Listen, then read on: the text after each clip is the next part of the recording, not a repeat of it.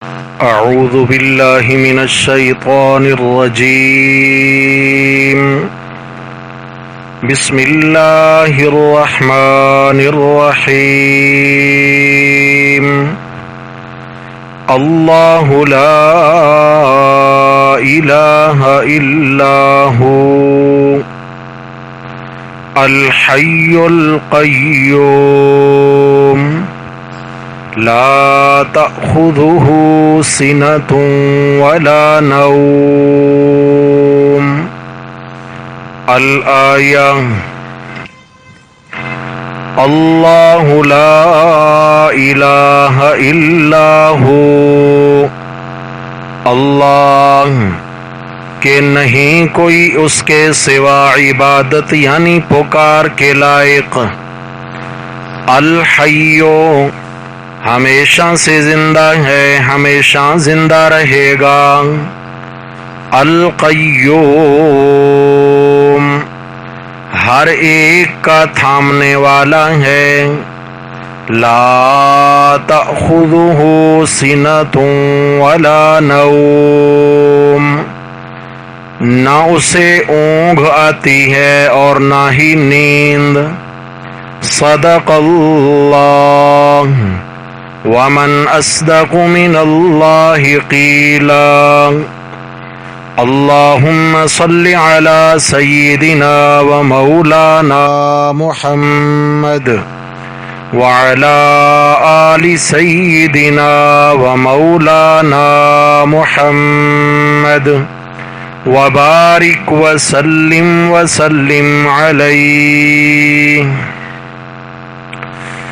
گرامی قدر سامعین حضرات محترم، درس قرآن مقدس کے سلسلہ میں تیسرا پارہ سورۃ البقرہ اور اس کی آیت نمبر 255 کا ابتدائی حصہ یعنی آیت الکرسی کا ابتدائی حصہ آج ہمارے سبق میں شامل ہے.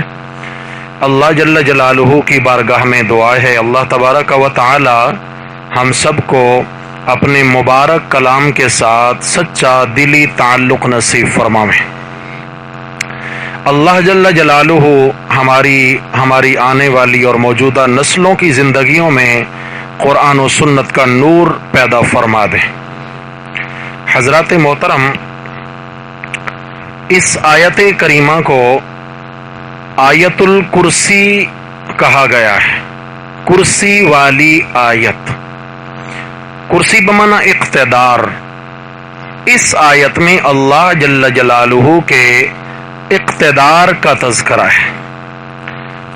اس آیت کے فضائل ہیں بہت زیادہ، جیسا کہ ہم پچھلے اسباق میں پڑھ چکے ہیں، اور یہ ایسی آیت ہے کہ جس سے تعلق ہو جائے تو یہ بندے کو بخشوا کے چھوڑتی ہے. شرط ہے اسے تعلق ہو جائے، اور تعلق ظاہر کا نام تعلق نہیں ہے، تعلق دل کی کیفیت سے بنتا ہے. ایک تو ہم اس پر یقین رکھیں کہ واقعی یہ مبارک آیت ہے، اور دوسرا ہم تسلیم کریں اس آیت میں جو بات بیان ہوئی ہے اس کو دل سے تسلیم کریں. تسلیم نہیں کیا تو بھی بات نہیں بنے گی، یقین نہیں کیا تو بھی بات نہیں بنے گی. ہم اس آیت کریمہ کے ابتدائی 2 دروس پڑھ چکے ہیں، 2 سبق ہو چکے، آج اس کا تیسرا سبق ہے. اللہ کرے کہ ہمیں سبقن یہ مبارک آیت سمجھ میں آئے اور اس کو سمجھ کر پورے یقین سے ہم لینے والے بن جائیں. میرے بھائیوں، آغاز میں اس آیت کے آیت الکرسی کے بالکل آغاز میں اللہ تبارک و تعالی نے ایک دعویٰ پیش فرمایا ہے، ایک مدعا ہے، ایک دعویٰ ہے اللہ کی جانب سے. کیا دعویٰ ہے؟ اللہ جل جلالہ فرما رہے ہیں اللہ لا الہ الا ہو، میں اللہ کے سوا کوئی عبادت کے لائق، وہی کلمہ ہے لا الہ الا اللہ، میرے سوا کوئی عبادت کے لائق نہیں. عبادت بمعنی یہاں قولی عبادت یعنی پکار کے لائق نہیں. میرے سوا غائبانہ حاجات میں کوئی کسی کی پکاریں سن کر اس کی حاجت روائی کرنے والا، یہ مسئلہ تو ہے اس آیت میں، اس لیے ساری آیات کی سردار آیت ہے۔ اللہ کی وحدانیت کا مسئلہ ہے، اللہ کی توحید کا مسئلہ ہے۔ یا اللہ آپ ہی عبادت اور پکار کے لائق ہیں، جی میں ہوں، میرے سوا کوئی عبادت کے لائق نہیں۔ میرے مولا اپنے اس دعویٰ پر کوئی دلیل بھی بیان فرمائیں۔ فرمائے ایک دلیل نہیں، کئی دلائل ہیں اور اسی آیت کے اندر موجود ہیں۔ پہلی دلیل ہم پڑھ چکے، الحیو۔ جاؤ بھائی تھوڑا اسے صحیح کرو، والیوم کو نہیں چھڑیں، وہ بیس کو تھوڑا کم کریں، بڑے والے بٹن کو۔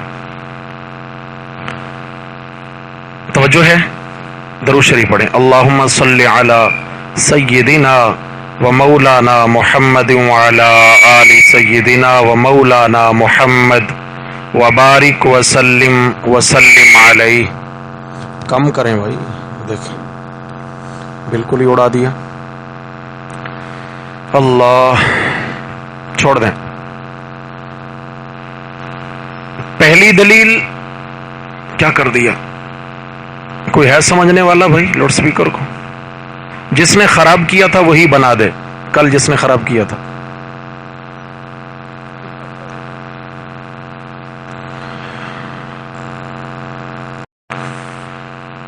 دعویٰ کیا ہے؟ لا الہ الا اللہ، یہ دعویٰ ہے۔ اللہ لا الہ الا ہو، اللہ کے سوا کوئی عبادت یعنی پکار کے لائق نہیں۔ کون ہے؟ اللہ ہے، اللہ ہی ہیں، اللہ کے سوا کوئی دوسرا نہیں ہے۔ یا اللہ اس پر دلیل فرمایا الحیو، میں اللہ ہمیشہ سے زندہ ہوں اور ہمیشہ زندہ رہوں گا۔ تو اب مسئلہ سمجھ میں آ گیا کہ جس پہ فنا نہیں وہی تو مشکل کشا ہے، کیونکہ فنا آنا ایک مشکل ہے اور جس پہ فنا لاحق ہو جائے وہ مشکلیں ٹالنے والا نہیں ہو سکتا۔ الحیو ہمیشہ سے زندہ ہے، ہمیشہ زندہ رہے گا، مطلب یہ ہے کہ جب کچھ نہ تھا تو بھی اللہ کی ذات تھی، جب کچھ نہ رہے گا تو بھی اللہ کی ذات رہے۔ هو الاول والآخر والظاہر والباطن، یہ اللہ تعالیٰ کی صفات ہیں۔ پھر اللہ بھی زندہ ہے، ہم بھی، جاگو بھائی، ہم بھی زندہ ہیں، تو یہ تو نعوذ باللہ ہم اللہ کے شریک ہو نہ گئے۔ ہم بھی زندہ ہیں، اللہ بھی الحیو زندہ ہیں۔ تو یہاں کوئی سوال اٹھا سکتا ہے کہ اگر صرف زندہ ہونا ہی کمال ہے تو ہم بھی زندہ اور بھی ہزاروں مختلف مخلوقات ہیں وہ زندہ، اللہ تبارک و تعالیٰ کی ذات عالیہ بھی زندہ، تو فرق کیا ہوا؟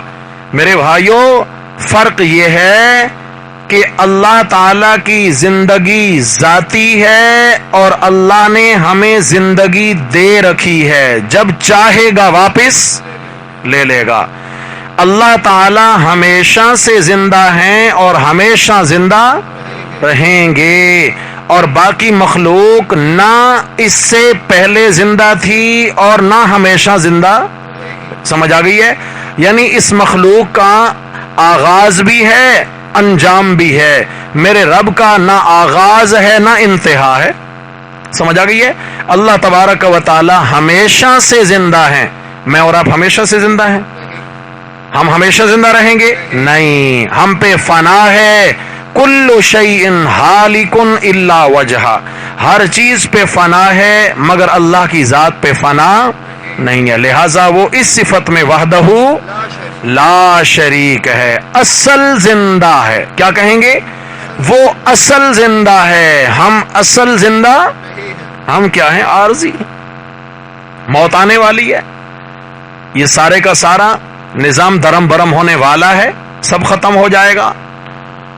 القیوم دوسری صفت، فرمایا میں اللہ خود بھی قائم ہوں اور ساری کائنات کو میں نے ہی تھام رکھا ہے۔ میں اللہ خود بھی قائم ہوں اور ساری کائنات کو میں نے تھام رکھا ہے۔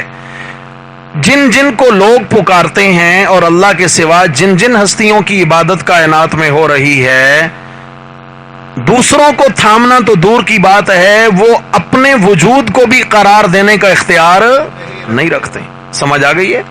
اگر اللہ کے سوا کسی کی پکار کی جا رہی ہے، میں واضح کر دیتا ہوں، یا اللہ مدد، یہ کس کی پکار ہے؟ یا علی مدد، کس کی پکار ہے؟ حضرت یہ اللہ کی پکار ہے؟ نہیں، یہ اللہ کے غیر، اللہ کے ما سوا کی پکار ہے۔ یا رسول اللہ مدد، یا پیران پیر مدد، یا دستگیر مدد، یا غوث الاعظم مدد، یا لجپال مدد، کیا ہیں؟ اللہ کے ما سوا ہیں، ان میں کوئی بھی اللہ نہیں ہے، اللہ کے ما سوا ہیں۔ ارے جو خود موت کا جام پی کر دنیا سے چلے گئے، کیا خیال ہے وہ عبادت کے لائق ہو سکتے ہیں؟ جس پہ خود فنا آ جائے، موت آ جائے، کل نفس ذائقۃ الموت، اللہ کے بارے ہے یہ بات؟ نہیں ہے۔ تو کیا ہے؟ القیوم، وہ انہوں نے اپنے آپ کو قائم نہ رکھا، نہ رکھ سکے دنیا میں اپنے آپ کو قائم، اس لیے قبروں میں جا سونا پڑا، قائم نہ رکھ سکے۔ اور پھر کیا ہے؟ ایک حالت پر کوئی بھی اپنے آپ کو قائم نہیں رکھ سکتا، کبھی زندگی ہے، کبھی موت ہے، کبھی جاگنا ہے، کبھی سونا ہے، کبھی خوشی ہے، کبھی غم ہے، کبھی بھوک ہے، کبھی سیرابی ہے، ہوتا ہے نہیں ہوتا ہے؟ یہ مختلف حالتیں ہیں۔ اللہ تبارک و تعالی وہ ذات ہے جس نے اپنے آپ کو ایک حالت پہ قائم رکھا ہوا ہے، اور اللہ تبارک و تعالی کی کسی بھی حالت اور صفت کو فنا نہیں ہوتی ہے۔ جیسے اللہ کی ذات باقی، ایسے اللہ کی صفات بھی باقی ہیں، خود بھی قائم اور ساری کائنات کو اس نے تھام رکھا ہے۔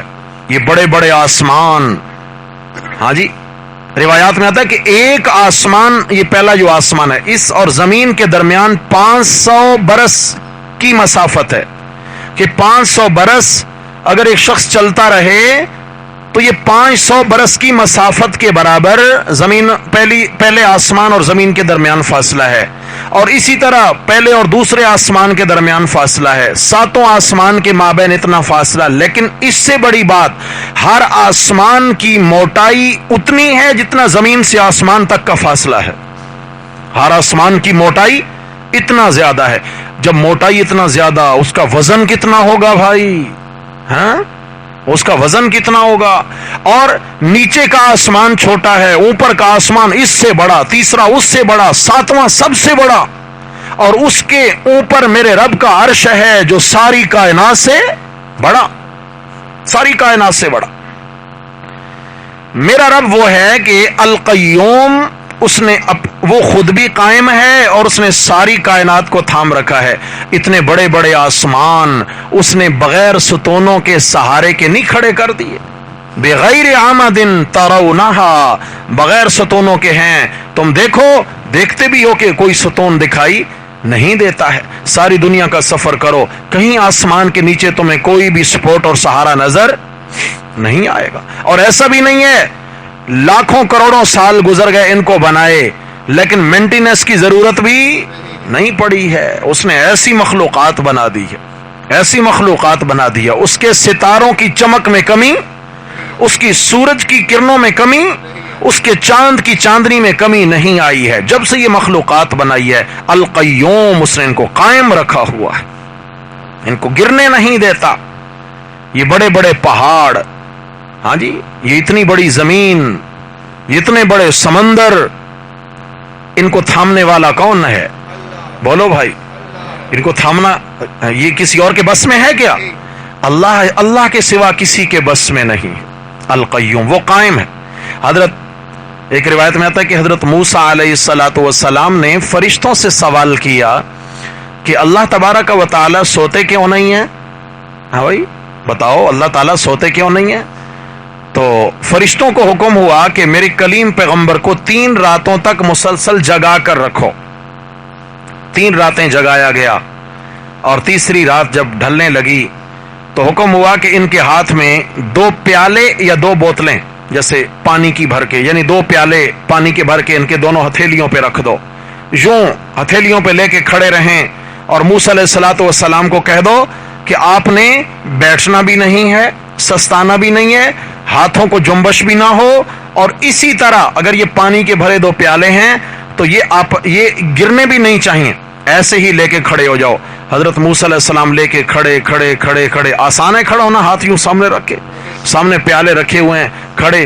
کچھ وقت گزرا، اللہ کے پیغمبر کو اب پیچھے گویا کہ 3 راتوں کے جاگے ہوئے ہیں، تو کیا ہوا، نیند کا غلبہ طاری ہونے لگا، اونگ آنے لگی، حضرت موسیٰ علیہ الصلوۃ والسلام کا بدن ڈھیلا ہونے لگا، اور ایک دم جو ہاتھوں کو جنبش پیدا ہوئی، ہاں جی، اونگ آئی اور جنبش پیدا ہوئی، دونوں پیالے آپس میں ٹکرا کے چکنا چور ہو گئے، اور ان میں جو کچھ تھا گر گیا۔ وہی نازل ہوئی، اے موسیٰ علیہ الصلوۃ والسلام، آپ تو صرف 3 راتوں کے جاگے ہوئے تھے اور 2 پیالوں کو آپ نہ تھام سکے، اگر میں خدا سو جاؤں تو زمین و آسمان کے پیالوں کا کیا حال ہوگا؟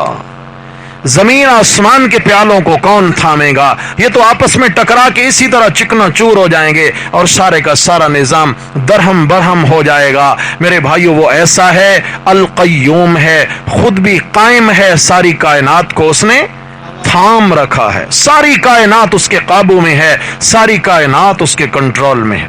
سمجھ آ گئی؟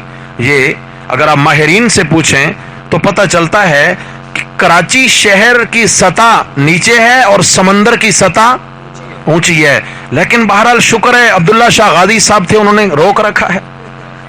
سمجھ آ گئی نا جی؟ یہ بھی اللہ کا شکر ہے کہ حضرت تھے، ورنہ کب تک سمندر کراچی پہ چڑھ دوڑا ہوتا؟ بولتے نہیں ہے بھائی، ایسی بات ہے۔ القیوم کون ہے؟ جاگو بھائی، آیت الکرسی کو سمجھو، یہ بڑے بڑے سمندر، ان کو تھامنے والا کون ہے؟ اللہ ہے، اللہ ہے۔ ارے جو خود قبروں میں جا لیٹے ہیں، انہوں نے اپنے وجود کو برقرار نہ رکھا، کائنات کا وجود کیسے برقرار رکھ سکتے ہیں؟ یہ کیسے برقرار رکھ سکتے ہیں؟ اللہ اکبر، اللہ اللہ اکبر، اللہ اکبر۔ القیوم قائم ہے، قائم و دائم ہے۔ ہاں، دائم کا معنی ہمیشہ، کبھی فنا نہیں ہے۔ القیوم۔ تیسری صفت کیا ہے؟ فرمایا میں الہ ہوں، میرے سوا کوئی پکاروں کے لائق نہیں ہے، دعویٰ ہے۔ پہلی دلیل ہے کہ میرے جیسا نہ کوئی زندہ ہے نہ ہوگا۔ دوسری دلیل یہ ہے میرے جیسا قائم رکھنے والا نہ کوئی تھا، نہ ہے، نہ ہوگا۔ اور تیسری دلیل ہے لا تأخذہ سنۃ ولا نوم، اللہ تعالیٰ اس لیے الہ اور پکاروں کے لائق ہے کہ نہ اسے اونگ آتی ہے نہ نیند آتی ہے، نہ اونگ آتی ہے نہ۔ معلوم ہوا کہ نیند اور اونگ یہ غفلت ہے۔ کیا ہے؟ کیا ہے بھائی؟ ٹیک لگا لیں ذرا سا، ایسے تھوڑا سا جھٹکا لیں نیند کا، اونگ کا، وضو رہے گا؟ کیا فتویٰ دیں گے؟ وضو گیا۔ ہاں، اس لیے جب نماز کے لیے آتے ہیں، نماز جمعہ کے لیے اور نمازوں کے لیے، دیواروں کے ساتھ ٹیک لگا کر نہیں بیٹھا کریں، کیونکہ ویسے اگر آپ بیٹھے ہیں، اپنے بدن کو سہار کے بیٹھے ہیں، 4 زانوں بیٹھے ہیں، 2 زانوں بیٹھے ہیں، اور اونگ آ گئی ہے، بھلے آپ کی آنکھ لگ گئی ہے تو بھی وضو نہیں ٹوٹے گا نیند کی وجہ سے، لیکن اگر آپ نے ٹیک لگا لی، بھلے آپ نے ہاتھ کا سہارا لے لیا، ہر وہ ٹیک، وہ سہارا جسے ہٹایا جائے تو بندہ گر جائے، ہر وہ چیز جو سپورٹ لگا کے بیٹھا ہے، ٹیک لگا، اگر اسے ہٹایا جائے تو وہ گر جائے۔ اگر ایسی چیز کے ساتھ ٹیک اور سہارے سے اونگ بھی آ گئی تو وضو ٹوٹ جائے گا۔ سمجھ میں آ گئی ہے نا جی؟ اس لیے احتیاط فرمایا کریں، کہیں ایسا نہ ہو کہ ہم بے وضو نہ نماز پڑھ رہے ہو۔ تو نیند چونکہ غفلت ہے، ایک شخص ہے وہ نیند کر رہا ہے، خراٹے لے رہا ہے، سو رہا ہے، وہ کائنات کو دیکھ رہا ہے، زندہ لوگوں کی باتیں سن رہا ہے، اے جاگنے والوں کی باتیں سن رہا ہے؟ جی نہیں سن رہا۔ اچھا، اور کچھ کر سکتا ہے؟ اسے کہیں ایک تنکا اٹھا کر ادھر سے ادھر رکھ دیں نیند کی حالت میں، ارادے سے کر سکتا ہے؟ نہیں کر سکتا، نہیں کر سکتا۔ وہ اپنے آپ کو قابو میں نہیں رکھ سکتا۔ نیند، حدیث میں آیا جب تم میں سے کوئی شخص نیند سے بیدار ہو، لا یغمسن احدکم فی الاناء، تو برتن میں ہاتھ مت ڈالا کرو، حدیث میں آیا کہ جب تم میں سے کوئی شخص نیند سے بیدار ہو تو اس کو چاہیے کہ وہ برتن یعنی پانی میں ہاتھ نہ ڈالے. انہ لا یدری این باتت یدو، اس کو نہیں پتا اس کے ہاتھ نے رات کہاں گزاری ہے. کیا مطلب؟ اس کا ہاتھ بدن کے کس حصے پہ لگا ہے اس کو نہیں پتا ہاتھ پاک بھی ہے یا نہیں ہے. سمجھ آ گئی؟ اس لیے فرمایا جب کسی کی آنکھ کھلے تو وہ پہلے ہاتھ دھو لے، ہاتھ دھونے سے پہلے کسی پانی یا کسی چیز میں ہاتھ مت ڈالے. کیوں؟ اس کو نہیں پتا کہ میرے ہاتھ کی کیا کیفیت ہے، کیونکہ نیند کی حالت میں اس کو اپنے آپ کا پتا نہیں ہے. سمجھ آ گئی؟ آگے چلوں گا انشاءاللہ، میں اس پر قرآن کی آیتیں دکھاؤں گا اگر آپ ناراض نہ ہوئے تو. ہاں، المیہ تو یہ ہے سونے والے کو پتا، مرنے والے کو پتا ہے. آہستہ بولیں فتویٰ نہ لگ جائے. ایک شخص ہے اس کو موت آ چکی ہے، بھلے وہ جتنا بڑا پیر صاحب ہے، انتقال ہو چکا اس کا، چرپائی پہ اس کی میت رکھی ہے، اپنے یتیموں کے سر پہ دست شفقت رکھنے کی طاقت ہے؟ ہاں؟ مرید کے حالات کیسے سنوار دیتا ہے جب وہ 4 فٹ زمین کے اندر چلا جاتا ہے. اللہ ہمیں عقل نصیب فرمائے. اور شیطان بھی ایسا ذلیل دشمن ہے. شیطان جو ہے نا وہ کبھی بھی سوتے ہوئے پیر صاحب سے جا کر مرادیں نہیں منگوائے گا. آپ یہاں سے گئے جہاں بھی، نورانی بابا پہ چلے گئے، کہیں بھی چلے گئے، اور وہاں جا کے پتہ چلے کہ پیر صاحب تو سو رہے ہیں، قیلولہ فرما رہے ہیں. آپ کہیں جی ٹھیک ہے وہ سو رہے ہیں لیکن مجھے تو ایک سفارش کروانی ہے ان سے، وہ جلدی جلدی اللہ تعالیٰ کے حضور میری دعا پہنچا دیں، میرا تو بہت ارجنٹ کام ہے، پریشانی میں ہوں، میرا مریض ہے اور وہ لادوا ہو گیا ہے، میں تو بہت پریشان ہوں، آیا ہوں. تو آپ اصرار کریں کہ مجھے حضرت کے کمرے میں لے جائیں، میں جا کر ان سے دعا کروانا چاہتا ہوں. تو اگر پتہ چلے کہ وہ تو سو رہے ہیں، کیا خیال ہے آپ ان کے جاگنے کا انتظار کریں گے یا سونے والے پیر صاحب کے سرانے کھڑے ہو کر ساری اپنی داستانیں سنا دیں گے؟ نہیں، تسلی کریں، آج سچ بولنا ہے آپ نے. کیا کریں گے؟ سونے والے پیر صاحب کے سرانے کھڑے ہو کر اس لیے نہیں کہیں گے کہ آپ ہماری اللہ تک اردیاں پہنچا دیں. آپ کو پتا ہے کہ سونے والے کو جاگنے والے کی بات کا پتا.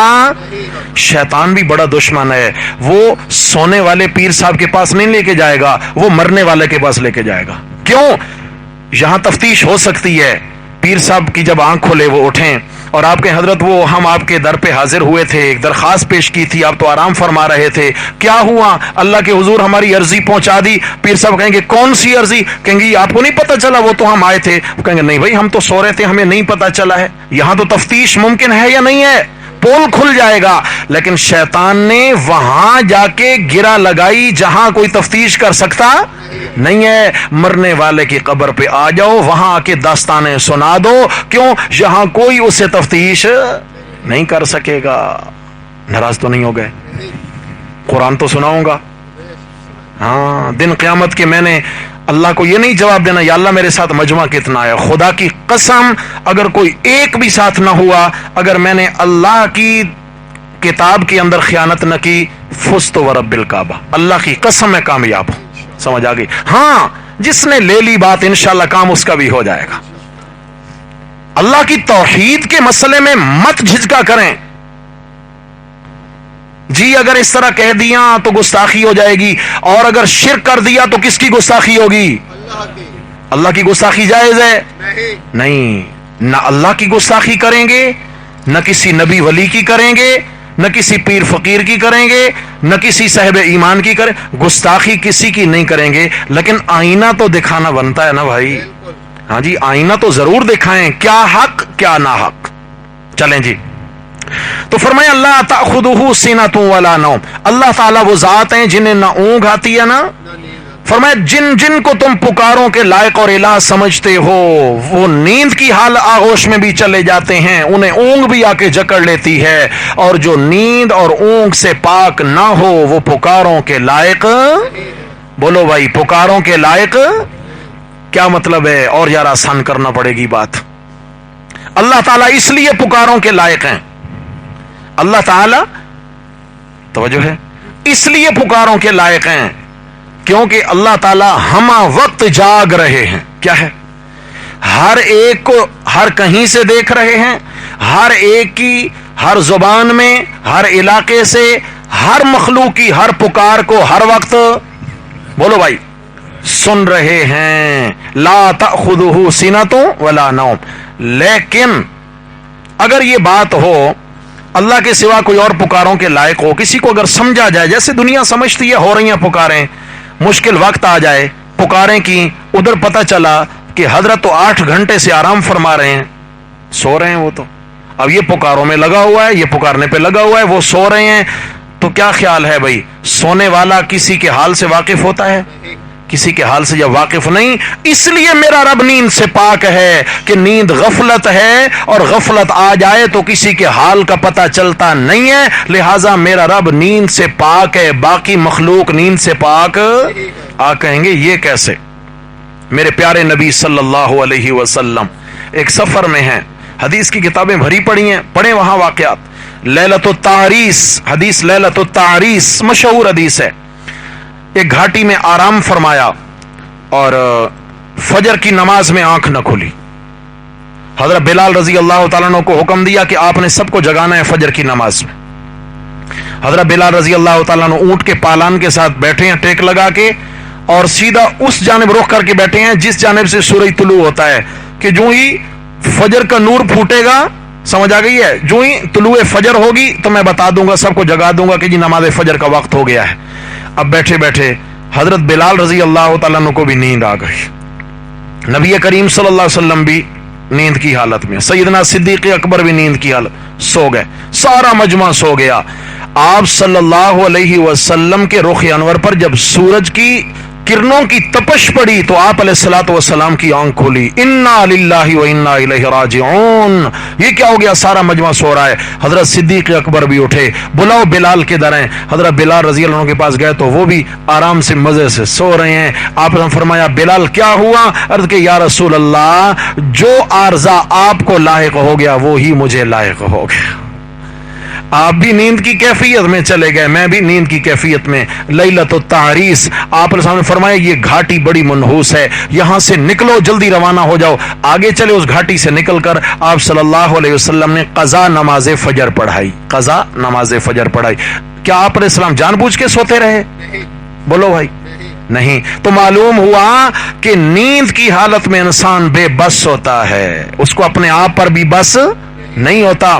ایسے ہی اصحاب کہف، بلکہ حضرت موسیٰ علیہ الصلوۃ والسلام کا حال، یہی سورہ کہف ہے، یہ 15ویں پارہ کے بالکل آخر میں سورہ کہف، یہاں حضرت موسیٰ علیہ الصلوۃ والسلام کا حال قرآن نے بیان کیا۔ فرمایا حضرت موسیٰ علیہ الصلوۃ والسلام اور حضرت یوشع ابن نون علیہ الصلوۃ والسلام، دو پیغمبر حضرت خضر علیہ السلام کی تلاش میں نکلے ہیں۔ واقعہ طویل ہے، میں اشارہ کروں گا۔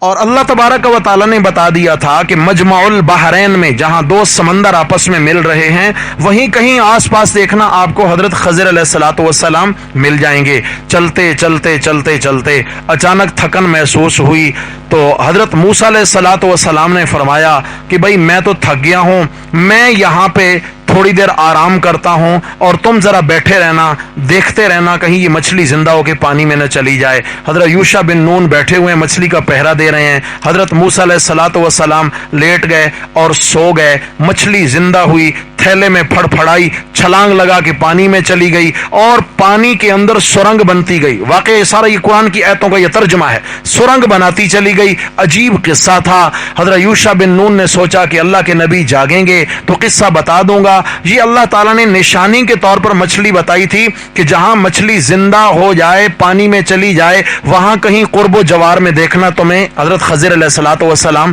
مل جائیں گے۔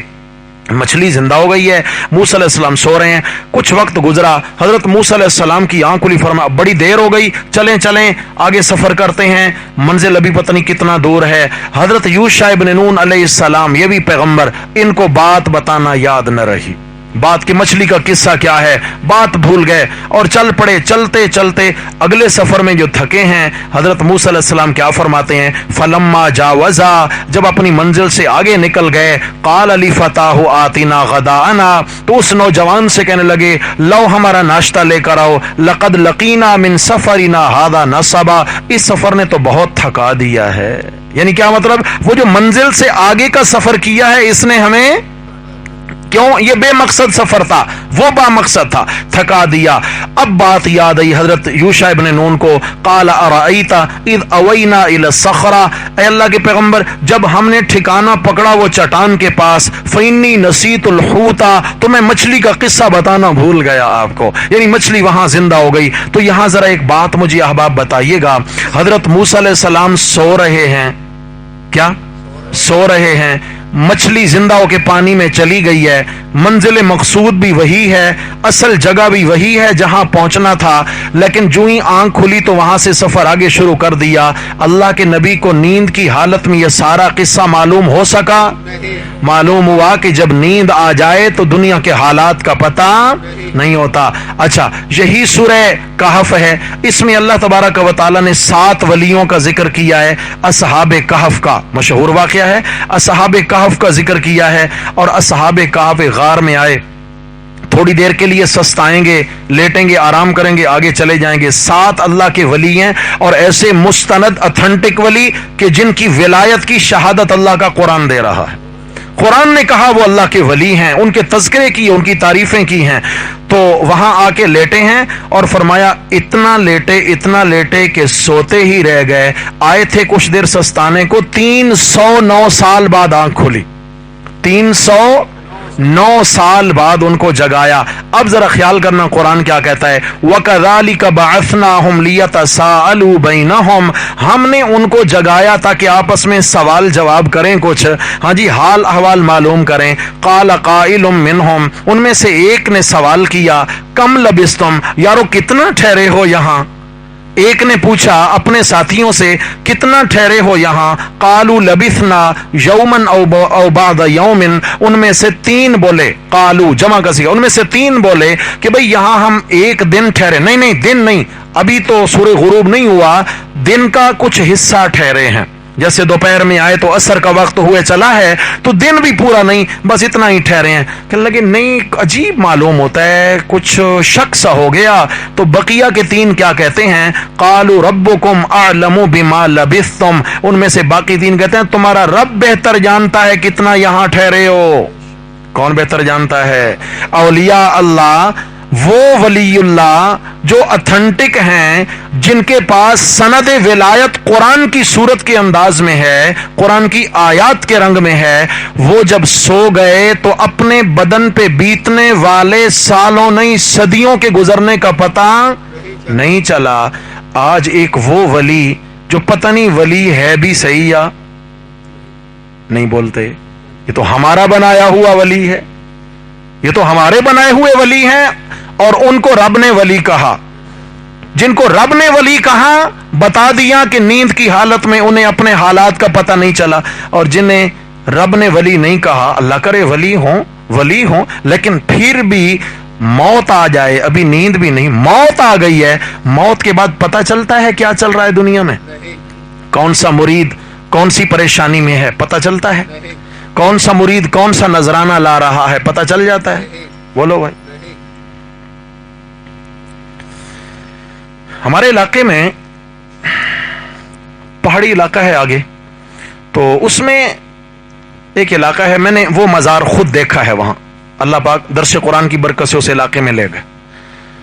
तो कब्र जमीन से काफी ऊंची बनी हुई है, और उस कब्र के अंदर ऐसे, जैसे मिसाल के तौर पर मैयत तो बहुत नीचे होगी, बहुत ऊंचा करके उसमें ऊपर एक गार बनाई और फिर उसको ऊपर कपड़ों से ढांप दिया।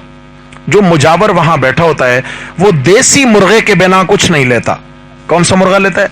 देसी। ब्रॉयलर नहीं चलता वहां, पीर साहब कबूल ही नहीं करते। और लोगों का दावा यह है कि ये जो बाबा जी हैं साहिब कब्र, ये अल्लाह से औलाद दिलवा देते हैं, बेटे दिलवा देते हैं। मेरे सामने अल्लाह का कुरान है, आपको मैं हकीकी वाकया बता रहा हूं। वहां के लोगों ने मुझे ये बात बताई, हकीकी वाकया उस गांव का, कि उस गांव की एक खातून आई, انہوں نے کہا جی کافی وقت ہو گیا ہے، میرے ہاں اولاد نہیں ہوئی ہے، تو آپ ذرا مجاور سے کہا کہ یہ میں دیسی مرغا بھی لائی ہوں، اور اب بابا جی سے کہیں کہ یہ میری سفارش کریں تاکہ اللہ تعالیٰ میری بھی گود ہری کر دے۔ اچھا، مہینہ تھا اگست کا، حبس کا موسم۔ اب کیا ہوا جی، مجاور نے مرغا لے کے چھوڑ دیا اور خود وہ چادر اٹھا کے اور اس غار میں گھس گئے اندر۔ اب حبس کا موسم ہے اور خوب حبس تھا، خوب گرمی تھی۔ جب وہ باہر نکلے تو پسینہ پسینہ، اور جملہ اس نے کیا بولا، اس نے کہا تیرا کام تو ہو گیا ہے لیکن بابا نے میری بڑی بے عزتی کی۔ واللہ یہ الفاظ، تیرا کام تو ہو گیا لیکن بابا نے میری بڑی بے عزتی کی ہے کہ تو نے مجھے بے آرام کیا ہے۔ تو میں نے وہیں درس میں عرض کیا تھا، اللہ کا در چھوڑ کے جب غیر کے در پہ جائیں گے سوا بے عزتی کے کچھ نہیں ملے گا۔ جی، سوا بے عزتی کے ڈرا نہیں کریں اللہ کی وحدانیت کے مسئلے میں، جرأت پیدا کریں اپنے اندر۔ ہمارا تعلق ہمارے رب کے ساتھ ہے۔ کس کے ساتھ ہے؟ ہم اس رب کی توحید کے چوکیدار ہیں۔ انشاءاللہ تعالی شرک کا قلع کما کر کے چھوڑیں گے انشاءاللہ۔ ہاں، سب نبیوں کی یہی دعوت تھی۔ اللہ لا الہ الا ہو الحی القیوم لا تأخذہ سنۃ ولا نوم، کہ نہیں آتی اللہ کو اونگ اور نہ نیند۔ اونگ آ جائے تو بھی غافل ہو جائے، نیند آ جائے تو بھی غافل ہو جائے، اور نہیں پتا کس مخلوق کو رات کے کون سے حصے میں ضرورت پڑ جائے، دن کے کون سے حصے میں ضرورت پڑ جائے، اور ادھر پتا چلے جی نیند میں ہیں، تو اب ایسا رب ہو سکتا؟ رب وہ ہوگا، داتا وہ ہوگا، مشکل کشا وہ ہوگا، حاجت روا وہ ہوگا جو ہر مشکل سے پاک ہوگا، ہر کمزوری سے پاک ہوگا۔ اور نیند کی حالت غفلت والی حالت ہے۔ یہاں ایک مسئلہ بھی عرض کروں، یہ تو میں نے وضو کا مسئلہ تو بتا دیا، البتہ انبیاء کرام علیہم الصلاۃ و تسلیمات کے متعلق حضرات محدثین کا یہ نظریہ ہے کہ انبیاء کرام علیہم الصلاۃ و تسلیمات کی نیند ناقض وضو نہیں ہوتی۔ انبیاء کرام کو اگر نیند بھی آ جائے تو پھر بھی ان کا وضو نہیں ٹوٹتا۔ یہ انبیاء کی خصوصیت ہے۔ حدیث کی کتابوں میں یہ مسئلہ لکھا ہوا ہے۔ کیوں؟ حضرت عبداللہ ابن عباس رضی اللہ عنہما فرماتے ہیں کہ میں اپنی خالہ حضرت میمونہ رضی اللہ عنہا کے گھر آیا، نبی علیہ السلام کی زوجہ محترمہ حضرت سیدہ میمونہ رضی اللہ عنہا، فرمایا کہ میں اپنی خالہ کے ہاں رات بسر کرنے کے لیے آیا، تو آپ صلی اللہ علیہ وسلم بھی میری خالہ کے ہاں ٹھہرے ہوئے تھے، یعنی اس حجرہ میں اس رات آپ بھی ٹھہرے ہوئے تھے۔ آپ صلی اللہ علیہ وسلم نماز عشاء سے فارغ ہو کر تشریف لائے گھر میں۔